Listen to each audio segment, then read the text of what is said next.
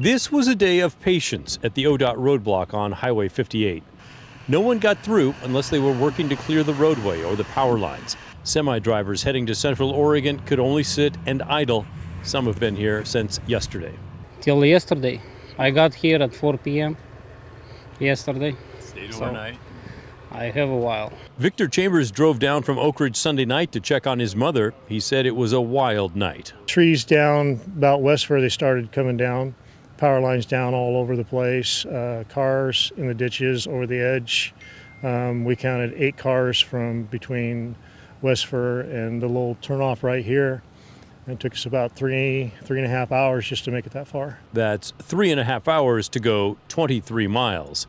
And now he's stuck at the roadblock too.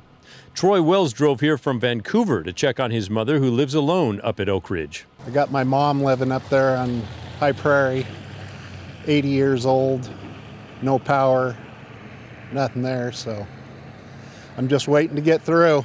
The Department of Transportation sent out 2 pictures to give the public a glimpse of what the highway looks like and maybe some insight into why it could be a while before things are back to normal. And it's not just Oakridge that was hit hard. This is the small town of Lowell near the roadblock. The power is out here too.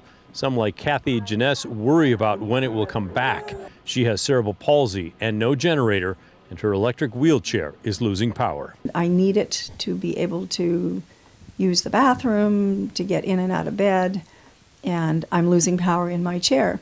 Back at the roadblock, a day of waiting frayed the patience of some by mid-afternoon, and several cars drove past the roadblock, hoping to make it to Oakridge. And I'm not sure if they made it that far or not. Some folks at the roadblock here were saying that they did not. There's going to be a long night here. There's a tremendous amount of work still to be done.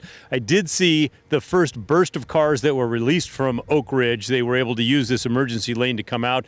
And the very first 2 vehicles were 2 buses loaded with young children. And I'm told that they were at the Baptist Church a little bit longer than they expected up at Oakridge. Back to you. Oh, man, what a mess. I really feel for those people and the threat of going without power for a week or so.